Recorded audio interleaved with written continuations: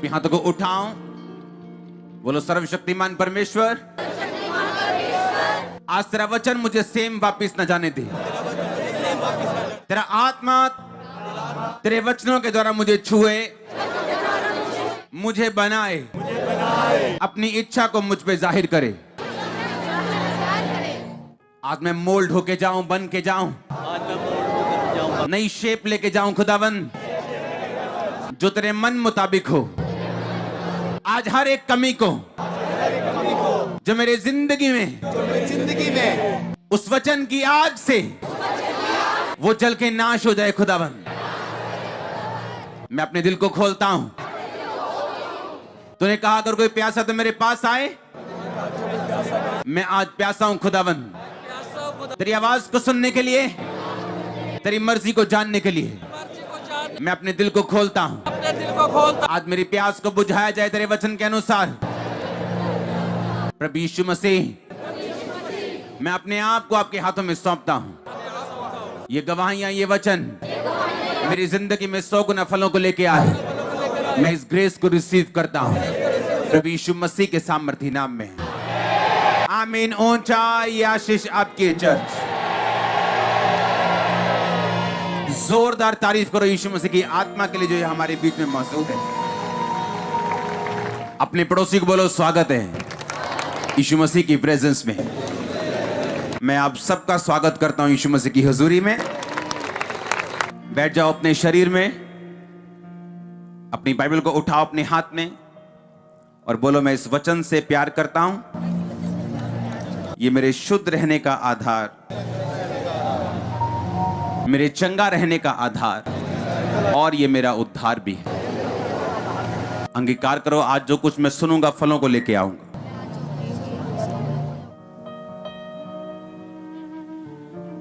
प्रभु यीशु मसीह के नाम में तारीफ करो जोर से।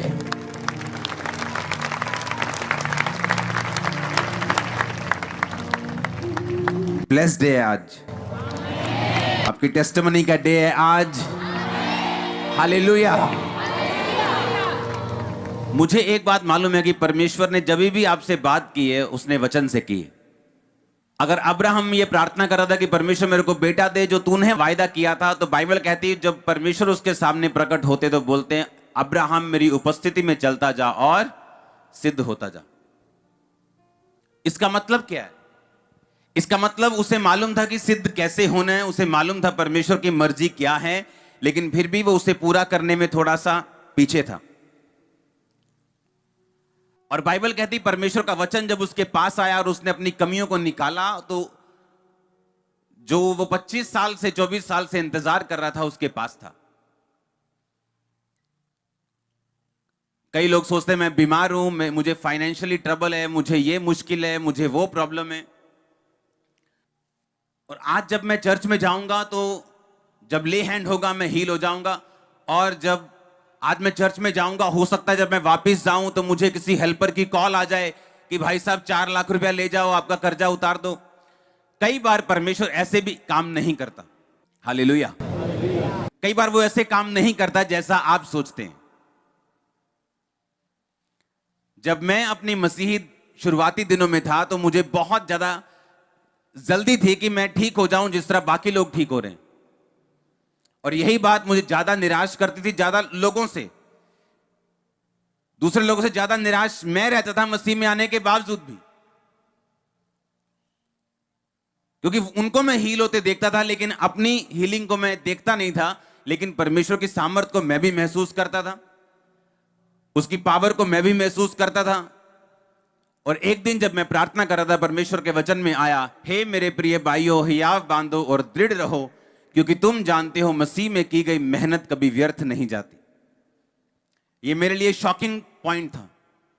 मैंने कहा परमेश्वर का वचन कह रहा है कि मुझ में की गई मेहनत कभी भी व्यर्थ नहीं जाती, पर मैं तो मेहनत कर ही नहीं रहा हूं। मैं तो 20 मिनट की प्रार्थना करता हूं और परमेश्वर से यह एक्सपेक्ट कर रहा हूं कि मेरी इतनी इतनी बड़ी बीमारियां जो डॉक्टर नहीं कर सकते, मैं उसको एक्सपेक्ट कर रहा हूं। परमेश्वर से यह मांग कर रहा हूं कि मेरी इतनी बड़ी बीमारियां चली जाएं, मेरे इतने बड़े रोग चले जाएं, मेरा परिवार ठीक हो जाए, सब मेरे विरोधी विरोध करना बंद कर दें, मेरे रास्ते साफ हो जाएं। इतनी बड़ी मैं डिमांड्स कर रहा हूं, लेकिन मेरी प्रार्थना कितनी है? 20 मिनट। तब क्या होता था कि जैसा आप वचन सुन रहे हैं आज, हर हफ्ते, हर संडे, हर थर्सडे आप ऑनलाइन सुन लेते, यहां सुन लेते, तब ऐसा नहीं था। हिंदी में कुछ ज्यादा डीप प्रीचिंग सुनने के लिए बहुत एफर्ट करना पड़ता था, फिर इंग्लिश में जाना पड़ता था, इंग्लिश में सुनते थे उसको, और फिर उसको समझते थे कि कैसे करना है, क्योंकि जहां हम ग्रुप्स में जाते थे बंदगी करने के लिए, वहां इतनी डीप प्रीचिंग नहीं होती थी। 1-2 टॉपिक होते थे, हर संडे उसी पे प्रचार होता था। तो परमेश्वर को पूरी तरह से समझना जो था, वो हमारे लिए एक एफर्ट लगता था, एक जोर लगता था कि क्या करें हम अपनी लाइफ में। और मैंने एक बात देखी, आपकी लाइफ का बड़ा ब्रेक थ्रू, वो हीलिंग हो, डिलीवरेंस हो, आपके परिवार का उद्धार हो, एनीथिंग जो आप चाहते हैं, परमेश्वर हमेशा उसे अपने वचन के जरिए भेजते हैं। हालेलुया। और उस वचन में क्या आया? मेरे भाइयों, हियाव बांधो और दृढ़ रहो, क्योंकि तुम जानते हो मसीह में की गई मेहनत कभी भी व्यर्थ नहीं जाती। ये मेरे लिए एक शॉकिंग वर्ड था, क्योंकि बाइबल में बहुत पढ़ता था रोज, ताकि मेरा मेंटली अपसेट के अटैक खत्म हो जाए, पढ़ते रहना 2 घंटे, 3 घंटे, 4 घंटे। लेकिन ये वचन मुझे ऐसा लगा कि ये परमेश्वर ने खास आज मुझसे बात की है मेरे ट्रबल को खत्म करने के लिए। वहां से एक जर्नी शुरू हुई, वहां से एक यात्रा शुरू हुई मेरी मसीह जिंदगी के अगले लेवल की, जहां से 40 रोजे रखने की शुरुआत हुई, रोज घंटों प्रार्थना करने की शुरुआत हुई। और उस मेहनत ने, जो परमेश्वर ने अपने ही ग्रेस से मुझसे ली, इसलिए आज आप मुझे यहां देखते हो। और मिनिस्ट्री में आपने देखा पिछले कई सालों में कई तरह के विरोध, कई तरह की दिक्कतें, कई तरह की मुश्किलें, लेकिन आपने आधा इंच भी इसको हिलते हुए नहीं देखा होगा, और कभी किसी को निराश नहीं देखा होगा, और हमेशा बढ़ते हुए देखा होगा। आप सुन रहे हैं मेरी बात के नहीं? ये उस वचन का नतीजा था जो शुरुआत में मुझे मिला। हालेलुया। वो अपने हमेशा वर्ड को भेजता है, आपको वचन को भेजता है, आपको चंगा करने के लिए या आपको जगाने के लिए। लूका की पुस्तक, उसका 11 बाब, उसकी 5 आयत को हम पढ़ेंगे। तब यीशु मसीह ने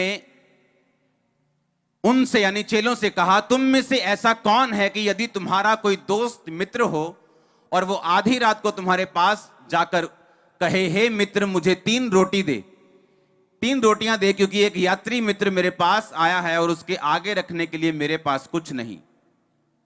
और वह भीतर से उत्तर दे, मुझे दुख ना दे, द्वार अभी बंद है, मेरे बच्चे मेरे पास बेड पर हैं, इसलिए मैं तुझे उठकर नहीं दे सकता। मैं तुझसे कहता हूं, यदि उसका दोस्त होने पर भी वो उसे उठकर ना दे, तो भी उसके शर्म छोड़कर मांगने के कारण उसे जितनी आवश्यकता हो उतनी उठकर देगा। और मैं तुमसे कहता हूं कि मांगो तो तुम्हें दिया जाएगा, ढूंढो तो तुम पाओगे, खटखटाओ तो तुम्हारे लिए खोला जाएगा। क्योंकि जो कोई मांगता है उसे मिलता है, जो कोई ढूंढता है वह पाता है, जो कोई खटखटाता है उसके लिए खोला जाएगा। तारीफ करो जोर से। यीशु मसीह हमेशा अपने चेलों को एग्जाम्पल देके, अपने लोगों को कई बार एग्जाम्पल देके समझाते थे। उन्हें ऐसी कोई बात नहीं समझाते थे जो उनके सिर के ऊपर से निकल जाए।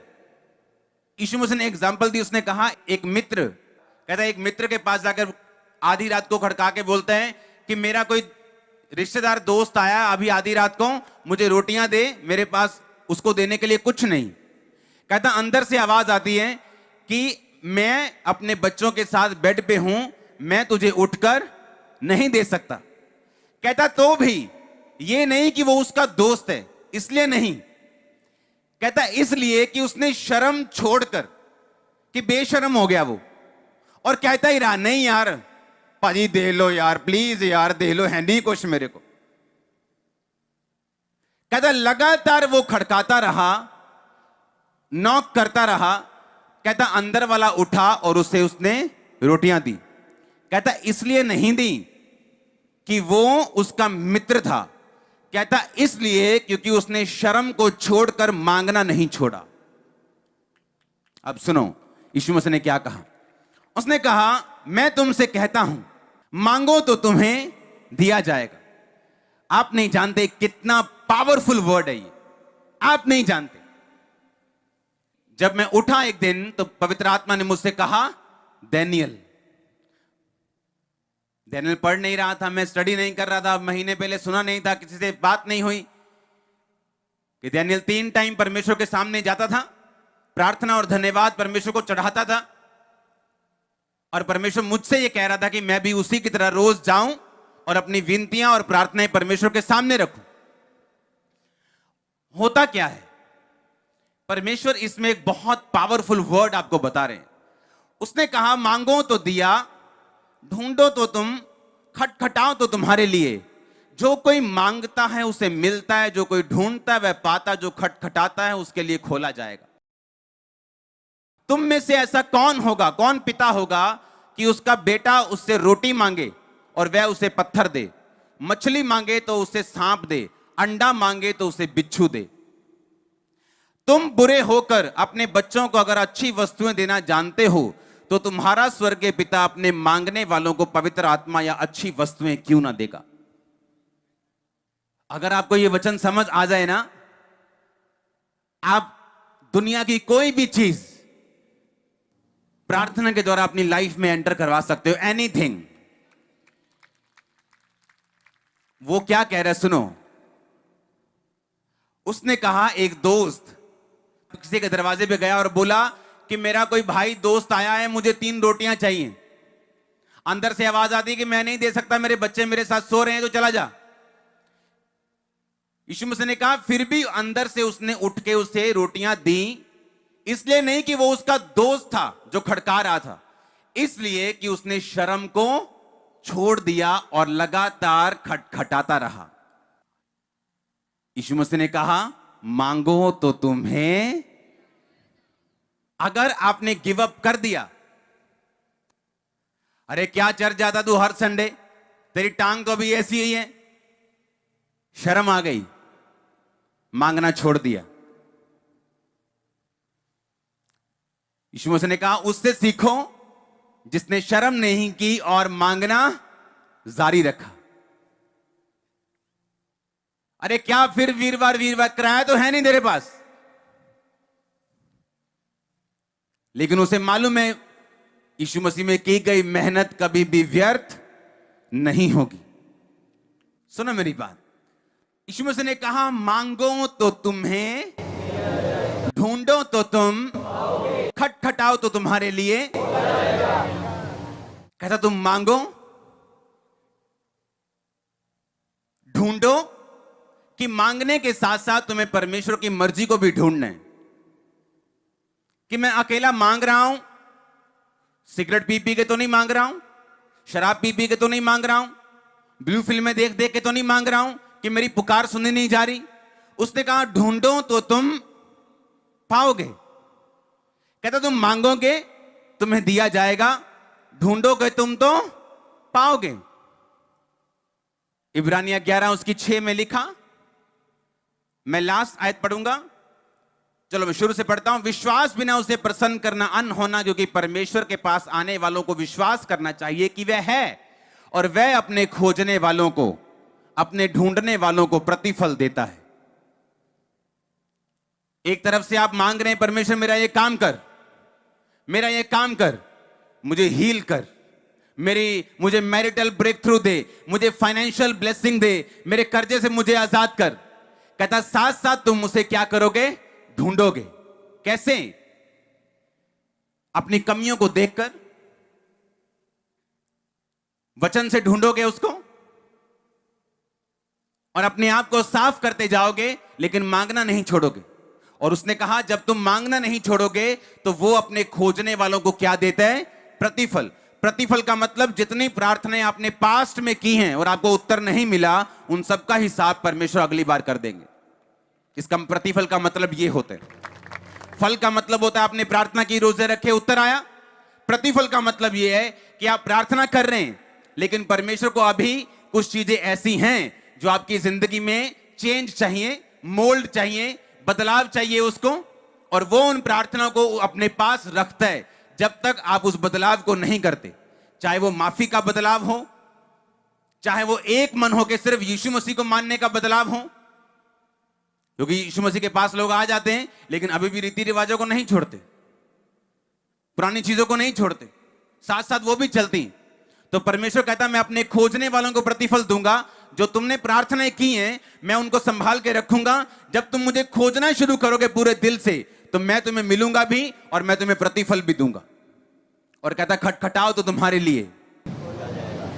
लूका 18 उसमें लिखा, उसकी 1 से 8। फिर उसने इसके विषय में कि नित्य प्रार्थना करना और हियाव ना छोड़ना चाहिए, उनसे ये दृष्टांत यानी एग्जाम्पल कही।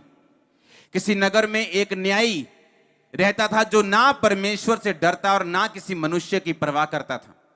उस नगर में एक विधवा भी रहती थी, उसके पास आ आकर कहती थी मेरा न्याय चुकाकर मुझे मुद्दई से बचा। कुछ समय तक वो ना माना, परंतु अंत में मन में विचार कर कर कहा ना तो मैं परमेश्वर से डरता हूं ना ही मनुष्यों की परवाह करता हूं, तो भी ये विधवा मुझे सताती रहती है, इसलिए मैं उसका काम कर दूंगा, उसका न्याय चुका दूंगा। कहीं ऐसा ना हो कि घड़ी घड़ी आकर वो मेरे नाक में दम करे। प्रभु ने कहा सुनो ये अधर्मी न्यायी क्या कहता है, इसलिए क्या परमेश्वर अपने चुने हुओं का न्याय नहीं करेगा? जो दिन रात उसकी दुहाई देते रहते हैं, क्या वो उनके विषय में देर करेगा? परमेश्वर ने कहा अगर एक विधवा एक पापी के पास जाती है और पापी सोच रहा है कि ये बार बार मेरे नाक में दम कर रही है, मैं इसका काम कर ही देता हूं। परमेश्वर ने कहा वो आदमी जो ना तो परमेश्वर की डरता है ना किसी बंदे की परवाह करता है, रूखा सूखा आदमी है, वो भी ये सोच रहा है कि मैं इस विधवा का काम कर दूंगा क्योंकि ये बार बार मेरे पास आके मेरे नाक में नहीं तो दम करेगी। परमेश्वर ने कहा सुनो ये अधर्मी न्यायी क्या कहता है। कहता अगर अधर्मी न्यायी उसका न्याय कर सकता है तो क्या जो दिन और रात मेरे नाम की दुहाई देते हैं, परमेश्वर कहता है क्या मैं उनके विषय में देर करूंगा? कई बार आपको सिंपल वचन देना बहुत जरूरी है, क्योंकि जब आप सुबह जाएंगे प्रार्थना में और परमेश्वर से मांगेंगे, इस तरह से नहीं मांगेंगे कि अगर आपकी प्रार्थना रिक्वेस्ट पूरी ना हुई तो आप विश्वास से हट जाएंगे या पाप की राह को चुन लेंगे या आप कुछ गलत स्टेप उठा लेंगे। इस तरह से नहीं। आप सुबह जब परमेश्वर के सामने जाएंगे और परमेश्वर से बोलेंगे परमेश्वर मुझे इस ट्रबल से छुड़ा, फलाने व्यक्ति के दिल दिमाग रूह जिस्म जान पर तू अपना अधिकार कर, मुझे इस मुसीबत से छुड़ा और मेरा हल तू इस तरह से कर। सुबह प्रार्थना। आप दोपहर को बैठे दोपहर को प्रार्थना, रात को बैठे रात को प्रार्थना, बिना किसी मेंटल प्रेशर के, बिना किसी कंडीशन के, बिना किसी सेकंड बी प्लान के कि अगर मेरी ये प्रार्थना पूरी ना हुई तो मैं कोई और रास्ता अपनाऊंगा। आपके मन में सिर्फ इतना ही होना चाहिए कि अगर ये प्रार्थना पूरी ना भी हुई तो भी तो वो मेरा परमेश्वर ही रहेगा। अगर किसी दिन आपके बाप ने आपको 100 रुपया नहीं दिया तो आप पड़ोसी को बाप थोड़ी बना लोगे जाके। बाप तो बाप ही रहेगा, वो मारे तो भी रहेगा, डांटे तो भी रहेगा, दे कुछ तो भी रहेगा, ना दे तो भी कुछ रहेगा। आमीन। इस तरह से जब आप मेहनत करनी शुरू करेंगे और अपने आप को आप परमेश्वर के सामने समर्पित करेंगे, ढूंढो तो पाओगे, यानी आप परमेश्वर को ढूंढेंगे, अपनी कमियों को ढूंढेंगे, वचन से ढूंढेंगे, चर्च आके सुनेंगे परमेश्वर क्या कहते हैं और खटखटाएंगे, यानी आप उस प्रार्थना को करना कभी भी छोड़ेंगे नहीं। कब तक खटखटाएंगे? जब तक परमेश्वर दरवाजा नहीं खोलता। परमेश्वर आपको इसमें एक सीक्रेट दे रहा है जो आपको बड़े ध्यान से समझने की जरूरत। आप शायद समझ नहीं रहे इसको, वो आपको एक भेद दे रहे हैं। उसने कहा, कहता वो बंदा जो अंदर बैठा है इसलिए नहीं कि वो उसका दोस्त है उठकर रोटियां दे रहे, कहता उस शर्म छोड़ दी उसने और मांगता रहा। आप समझ रहे मेरी बात? कहता मांगो तो दिया। समझ आ रही कि नहीं? मेरे ख्याल से पूरे लोगों को नहीं आ रही, अभी भी आ रही क्या? आप समझो ध्यान से। उसने कहा अंदर वाला बंदा बाहर वाले बंदे को 3 रोटियां इसलिए नहीं देने आया क्योंकि वो उसका दोस्त था, कि उसने अपने दोस्त को देनी है तो मेरा दोस्त मांग रहा है मैं जाके दे दूं। उसने कहा नहीं, वो इसलिए उसको उठना पड़ा क्योंकि उसने शर्म को छोड़कर मांगा। यीशु मसीह ने कहा मांगो तो दिया। आपके दिमाग की बत्ती जलाने की कोशिश कर रहा है परमेश्वर कि अगर एक बंदा शर्म खाकर उसको देने के लिए आया, परमेश्वर कहता मैं तुम्हें देने के लिए क्यों नहीं आऊंगा? आप समझ रहे हैं क्या? उसने तभी तो बोल दिया। उसने एग्जाम्पल देके आगे क्यों कहा मांगो तो दिया? उसने क्यों कहा एग्जाम्पल देके? उसने कहा एक आदमी अगर ऐसा सोच सकता है तो जिसने उस आदमी को बनाया है वो उससे ज्यादा दिमाग और सेंस और इज्जत रखता है। आप समझ रहे हैं मेरी बात को? उसने कहा अगर तुम रोज आओगे और बिना लज्जा के छोड़कर मांगते रहोगे तो मुझे तुम्हें देना पड़ेगा। लूका 18 उसकी फिर से लास्ट आयत को पढ़ेंगे, इससे पिछली 7 आयत को। कहता जो दिन और रात उसकी दुहाई देते रहते हैं क्या वो उनके विषय में देर करेगा? पर दिन और रात उसके नाम की दुहाई, सुबह प्रार्थना, दोपहर, या अगर आप 2 टाइम जाते हैं प्रभु के सामने, सुबह को शाम को, सुबह को शाम को, बस प्रार्थना करो, प्रभु पे छोड़ दो और उसे भूल जाओ, दिमाग पे मत रखो, टेंशन मत बनाओ उसकी, और परमेश्वर को काम करने दो। वो आपके रास्ते खोलने वाला अजीब रीति के साथ। उसने एक सिंपल सी एग्जांपल दी है, कोई बहुत बड़ा फार्मूला नहीं आपको बोला कि फलाना केमिकल ले आओ, ऐसे कर दो वैसे कर दो। उसने कहा लज्जा छोड़कर मांगने के कारण अगर अंदर से बैठा बंदा दूसरे को दे सकता है, उसने कहा मांगो तो दिया। यहां प्रॉब्लम है चर्च की। कहता जो दिन और रात मेरे नाम की दुहाई देते हैं, वो अपनी सेहत के लिए हो, वो आपके फाइनेंस के लिए हो, वो आपकी चर्च के लिए हो, वो आपके बच्चों के लिए हो, वो आपके परिवार के लिए हो, या आपके देश के लिए हो, वो किसी भी चीज के लिए हो, परमेश्वर ने कहा अगर दिन और रात तुम मेरे नाम की दुहाई दोगे, मांगना नहीं छोड़ोगे, ढूंढना नहीं छोड़ोगे, खटखटाना नहीं छोड़ोगे, तो परमेश्वर ने कहा अगर एक संसारिक बाप अपने बच्चों को रोटी मांगने पर रोटी ही देता है, सांप नहीं देता, बिच्छू नहीं देता, पत्थर नहीं देता, तो मैं अपने मांगने वालों को अच्छी वस्तुएं क्यों ना दूंगा, पवित्र आत्मा क्यों ना दूंगा, जो वो मांग रहे वो क्यों ना दूंगा? आप मेरी बात समझ रहे कि नहीं? प्रॉब्लम कहां पर है? प्रॉब्लम यहां है कि आज जो कलीसिया की प्रेयर लाइफ है वो 0 हो चुकी है। किसी की आधा घंटा है, किसी की 15 मिनट है, किसी की 1 घंटा है, किसी की 1.5 घंटा है। बट 1.5 घंटा तो मतलब पूरी जबरदस्त जिसकी लाइफ है उसकी, लेकिन ये वो प्रेयर नहीं जो आपके बड़े मसलों के हल करे। क्रोसिन से आप सिरदर्द ठीक कर सकते हो, टीबी ठीक नहीं कर सकते, लेकिन होता दोनों में बुखार है। लेकिन टीबी वाला बुखार उसकी अलग डोज है संसारिक दृष्टि से, हां या ना? आत्मिक दृष्टि से भी ऐसा ही। आपका ट्रबल कितना बड़ा है, आपकी प्रेयर कितनी छोटी। आपने हाथी पाला हुआ है पर खाना उसे कुत्ते के जैसा दे रहे हो, 1 रोटी 2 रोटी, मर जाएगा वो एक दिन। अगर आपको बिल्ली पालनी है तो उसके उतना खाना चाहिए, लेकिन हाथी पालने तो आपको उतना खाना देना पड़ेगा। ट्रबल कितना बड़ा है, बीमारी कितनी बड़ी, नशा घर में कितना बड़ा है, और प्रेयर कितनी है? 15 मिनट। बस जी रब दा नाम ले लीदा, उदा ही ले लीदा नाम, हाय प्रभु दया कर, बस चलो जी प्रेयर हो गई। प्रेयर तो के काम में यीशु मसीह ने कहा प्रार्थना करना, मैं पवित्र आत्मा भेजूंगा। पता कितनों को बोला? कितनों को बोला? 500 को। 500 से भी ज्यादा होंगे। और प्रार्थना करते करते करते करते करते करते कितने रह गए? 120। 380 कहां गए? क्योंकि हर एक बंदे के पास धीरज नहीं है कि वो लंबी प्रार्थना कर सके।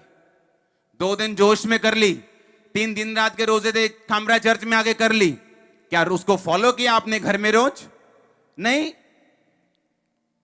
लेकिन जो लोग लगातार प्रार्थना करते रहे और कंटिन्यू प्रेयर करते रहे और छोड़ा नहीं, लगातार लगातार लगातार, उन पे पवित्र आत्मा उतरा और गैर भाषा उन्होंने बोली और दुनिया को चेंज किया। हां या ना? बात यह है कि आपकी prayer life is equal to जितनी भी है उतना ही आपको हेवनली स्वर्गीय एक्सपीरियंस होंगे, उतना ही हाथ आपको परमेश्वर का अपनी लाइफ में दिखने वाला है।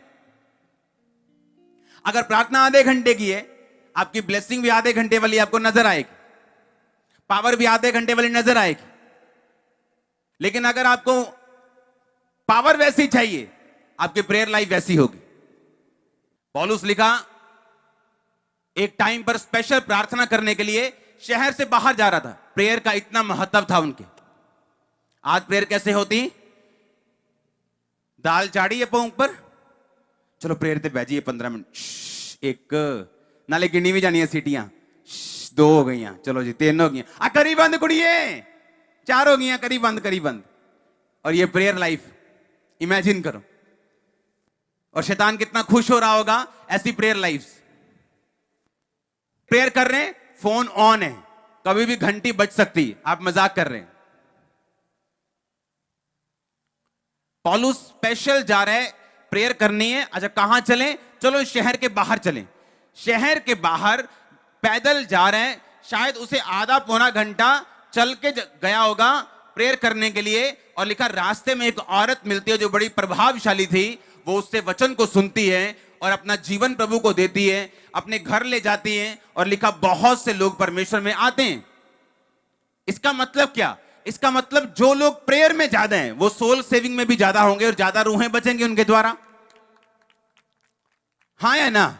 पतरस, याकूब, यूहन्ना, जितने भी परमेश्वर के 3 जो चेले थे क्लोज ज्यादा, अगर आप उनके मिरेकल्स देखें तो वो दूसरों से ज्यादा, दूसरे चेलों से ज्यादा थे।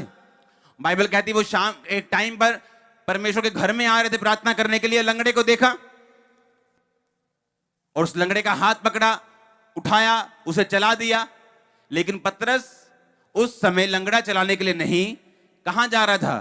प्रार्थना करने के लिए। उसकी लाइफ में प्रेयर का महत्व था।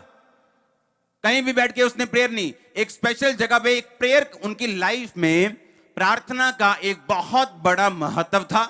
उन्हें मालूम था प्रार्थना यानी परमेश्वर से बात करनी, उसके साथ सहभागिता करनी, अपना प्रभु को देना और प्रभु से उसका लेना, उसका हेवनली मसा, उसकी ग्रेस, उसकी पावर को, उसके भेदों को प्रार्थना में लेना और फिर जाकर लोगों को डिलीवर करना। उनकी जिंदगी में प्रार्थना का एक बड़ा महत्व था और इसीलिए वो लंगड़ा चलाने के लिए वहां नहीं गया। बाइबल कहती वो प्रेयर करने के लिए जा रहा था और वहां हीलिंग हुई, जेन्युइन हीलिंग्स, बड़ी हीलिंग्स। उस मिनिस्ट्री में आपको ज्यादा दिखेंगी जो लोग प्रेयर में ज्यादा हैं, सोल सेविंग जो प्रेयर में ज्यादा हैं। कितने मेरी बात को समझ रहे हैं? उसने कहा क्या वो देर करेगा? देर करेगा बोलो। जो दिन और रात उसके नाम की दुहाई दे रहे हैं, उसने कहा क्या वो देर करेगा? मांगो तो दिया, ढूंढो तो तुम, खटखटाओ तुम्हारे लिए खोला जाएगा। कहता लज्जा छोड़कर मांगने के कारण उसका मित्र उठा और उसे 3 रोटियां दी। कहता मांगो तो दिया। अगर आप रोज जाएंगे परमेश्वर के सामने, उसे उत्तर देना पड़ेगा आपकी प्रार्थना का। वो अपने वचन से पीछे नहीं हट सकता। आप ढूंढेंगे, उसने कहा तुम पाओगे। क्या ढूंढेंगे आप? परमेश्वर को, कि मेरे में क्या कमी। आप बाइबल पढ़ेंगे, आप निकालेंगे उन कमियों को, खटखटाएंगे, यानी लगातार उस प्रार्थना को परमेश्वर के सामने रखें। एक औरत के घर में एक परमेश्वर का दास गया। प्रार्थना करते वक्त उसने देखा कि 2 सांप हैं और उनके पेट बहुत बड़े बड़े हैं।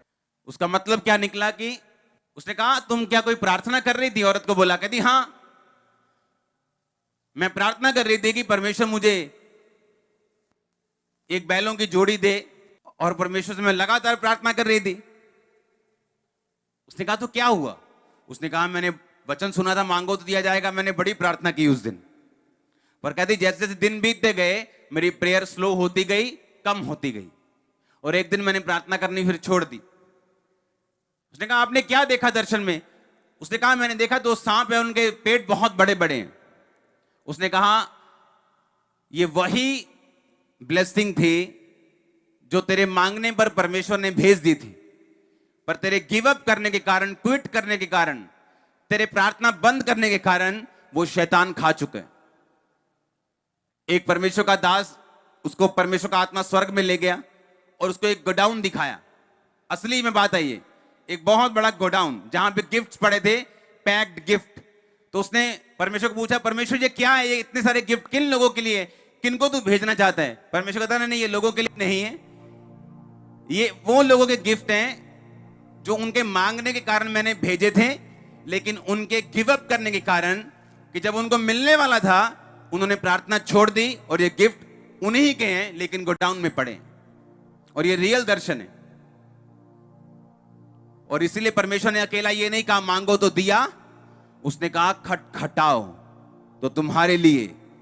यानी तुम्हें अगर प्रेयर में बैठना है तो तुम्हें यह याद रखना है, तुम्हारा एक शत्रु भी है, तुम्हारा एक दुश्मन भी है जो तुम्हारे विश्वास के साथ लड़ेगा, ताकि तुम्हें इस वचन से हटाया जा सके। अगर तुम ना हटे तो मुझे तुम्हें देना पड़ेगा, क्योंकि एक विधवा का काम अगर एक पापी बंदा कर सकता है, क्योंकि वो डरता है कि बार बार आएगी, तो परमेश्वर कहता मैं तुम्हारा न्याय क्यों कर नहीं चुकाऊंगा अगर तुम दिन और रात मेरे नाम की दुहाई दोगे। मैं तुम्हें क्यों कर नहीं दूंगा। अगर एक दोस्त अपने शर्म छोड़कर मांगने वाले को दे सकता है, तो मैं तुम्हें क्यों ना देगा जो दिन और रात मेरे नाम की दुहाई दे रहे हैं। मैं आपको बता रहा हूं, अगर आपका बेटा मान लो नशे करते हैं, हां, बिगड़ा हुआ है, अंत का बिगड़ा हुआ है, अब टीके भी मतलब जबरदस्त लगा रहा है, मान लो लास्ट पोजीशन पे चला गया, और आपने ये वचन सुनकर रोज परमेश्वर के सामने बैठने का फैसला कर लिया। आप सुबह बैठे, प्रभु को याद करवाया, आप दोपहर को बैठे, प्रभु को याद करवाया, शाम को बैठे, प्रभु को याद करवाया, कोई 1 महीना हो गया, उसके नशे और बढ़ गए, आपने गिव अप नहीं किया, आप मांगते रहे, ढूंढते रहे, खटखटाते रहे। एक दिन बस स्वर्गदूत ने एक थप्पड़ उसके जड़ना है, बस नशा सब छूट जाना है एक दिन में। मैं आपको बताऊं, जितना आपका मिरेकल, जितना आपको आपकी बीमारी बड़ी लगती, 1 सेकंड दूर है उसकी हीलिंग। ये मेरा एक्सपीरियंस है। आपको लगे ना 10 साल से प्रार्थना करने के कारण 1 पॉइंट भी फर्क नहीं पड़ा, मैं आपको बता रहा हूं 1 इंच दूर है तभी भी हीलिंग। मैं आपको सच कह रहा हूं, 1 इंच। ये मेरे लाइफ का एक्सपीरियंस है। आपने गिव अप नहीं करना, आपने खटखटाना नहीं छोड़ना, मांगना नहीं छोड़ना, ढूंढना नहीं छोड़ना, दिन और रात उसके नाम की दुहाई देना नहीं छोड़ना। आप चमकने वाले अगर आमीन हो चाहे चर्च। आप मेरी बात को समझ रहे कि नहीं? हमारा प्रॉब्लम बड़ा है, हमारी प्रेयर लाइफ छोटी है। मान लो आपकी लाइफ में एक ऐसा मसला खड़ा हो गया कि जहां पर आपको वो हल करवाना ही करवाना है। मान लो एक बंदा है जिसको फांसी की सजा है, हां, कौन फांसी की सजा माफ कर सकता है? कौन कर सकता है? हां, नहीं, उसके बाद जज ने दे दी, राष्ट्रपति, उसके अलावा और कोई नहीं कर सकता। मान लो एक बंदे को फांसी की सजा हो गई, जज ने दे दी, हां, पहली कोर्ट ने दे दी, हाई कोर्ट ने, सुप्रीम ने भी दे दी। इमेजिन करो उसे फांसी की सजा माफ करवानी, हां, एमएलए के घर से हो जाएगी, सरपंच के घर से हो जाएगी? नहीं, वो रोज जाएगा सरपंच के घर, 10 बार जाएगा रोज, हो जाएगी? आपका घरेलू झगड़ा है, आपका सरपंच उसे मिटा सकता है, हां, वो दबका मारेगा, ओए जाका भेजा, हुणे अंदर नहीं था, वो खत्म हो जाएगा। लेकिन अगर बड़ा काम है तो लेवल क्या, उसी हिसाब से काम होगा। आपका काम तो बड़ा है, आपका बेटा मरने पे आ गया, इतने नशे करते हैं, अभी भी आपकी प्रेयर 15 मिनट की है।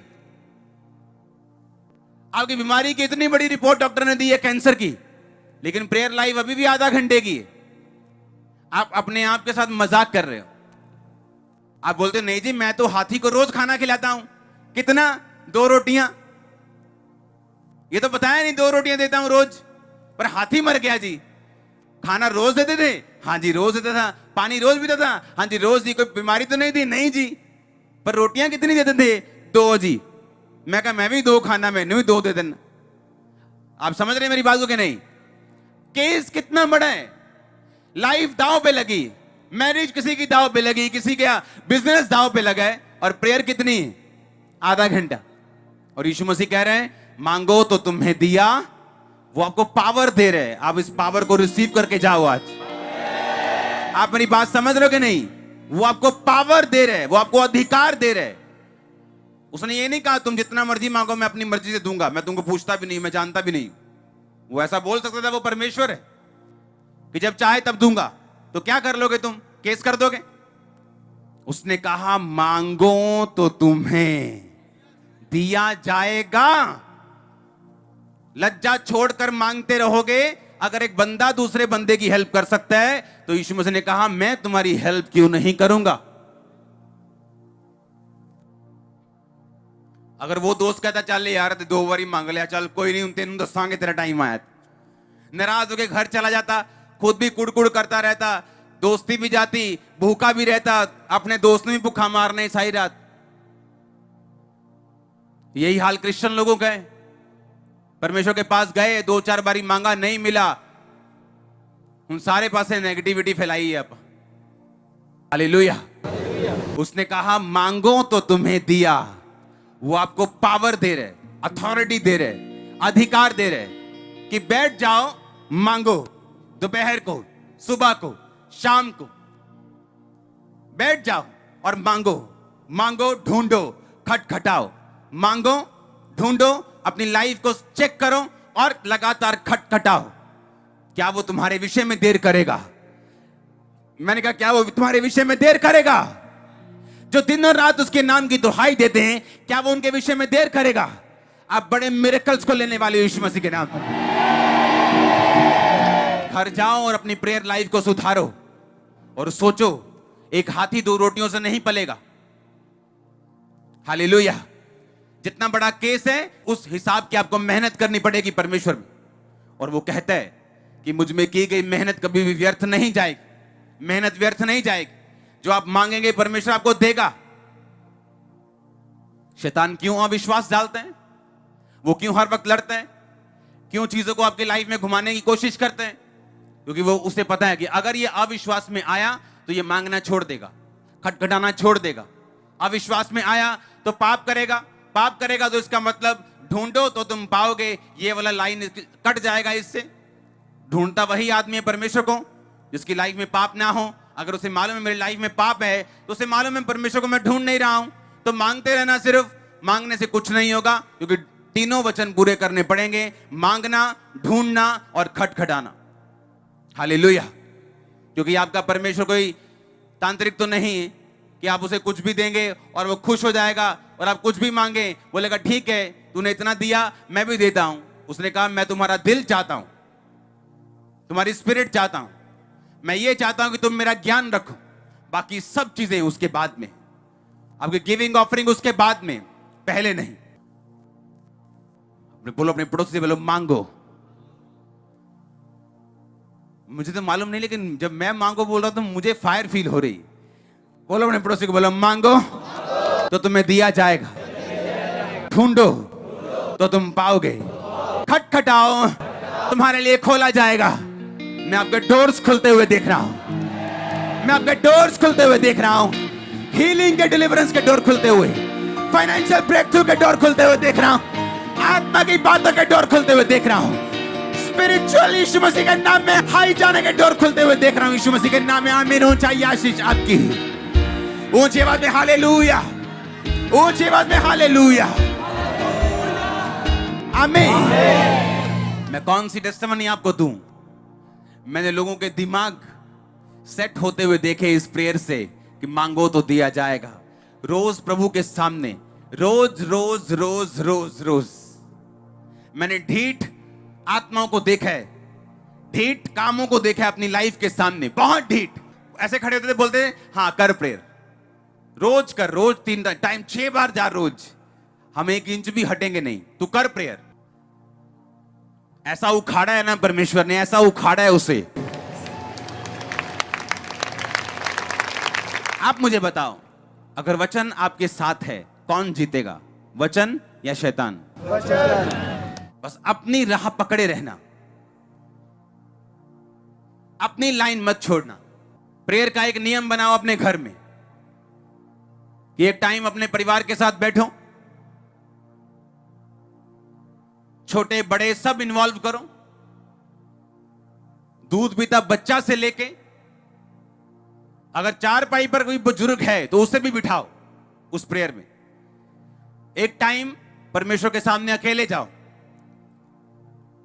और प्रार्थना इस तरह से करो कि आपके मेंटल लेवल पे कोई प्रेशर ना हो कि अगर पूरी ना हुई तो क्या होगा। बस सोचो कि परमेश्वर के सामने रख दी, वो चंगा करे ना करे वो मेरा परमेश्वर। बस इस तरह से। कितनी देर तक वो नहीं सुनेगा? उसने कहा अगर वो शर्म छोड़कर मांगा और उसे शर्मिंदा करता उन्हें अंदर बैठे नु कीता कि नहीं कीता कि यार ते ले यार भाजी रिक्वेस्ट है भाजी आ मैं देखो दरवाजे मोरे लम्मे ही पै गया हूं। हाँ वो भी कहता है छाड़ यार। यीशु मसीह ने कहा मांगो तो तुम्हें दिया। लज्जा छोड़कर मांगना, शर्म छोड़कर मांगना। यहां ऐसे लोग हैं जिनको जो वर्शिप करते हैं ना तो ऐसे धीरे धीरे उनको शर्म आती कि मैं इतनी बड़ी पोजीशन पे हूं, लोग देख लेंगे ऑनलाइन तो क्या कहेंगे। यीशु मसीह ने कहा अगर तुम लज्जा छोड़कर मांगोगे तो मैं तुम्हें दूंगा। दाऊद की पत्नी बोली तू जब नाच रहा था तो तेरा पेट नजर आ रहा था, तेरे शरीर नजर आ रहा। उसने कहा जिस परमेश्वर ने मुझे ऊंचा किया नीचे से, उसके लिए मैं और नीचा होऊंगा ताकि मुझे और ऊंचा कर सके। ये जरूरी था आपको बेसिक कई बार भूल जाते हैं हम। कई बार हम हिंदी के टीचर बन जाते हैं लेकिन क ख भूल जाते हैं। कई बार सोचते क ख याद करो, कहां ग है कहां न है भूल गए। वो हाल कई बार क्रिश्चियन लोगों का है। हम गहरी बातों में चले जाते, गहरा और गहरा और गहरा। और बेसिक कहां गया हमारा? जहां प्रेरितों का काम है बेसिक पे टिका हुआ है। प्रेयर, वचन, फास्टिंग, बेसिक। अगर यही पूरा नहीं तो कोई इब्रानी पढ़ लो, यूनानी पढ़ लो, इधर चले जाओ उधर चले जाओ, कोई फर्क नहीं। अपने हाथों को उठाओ, थैंक यू जीसस। अपनी प्रेयर लाइफ को मेंटेन करने का वायदा करो, एक योजना बनाओ। उसने कहा एक दोस्त को दे सकता है तो मैं तुम्हें क्यों नहीं दूंगा। मांगो तो दिया जाएगा। वो तुम्हें देने के लिए तैयार है, इसका मतलब। हिलाओ अपने हाथों को, थैंक यू जीसस।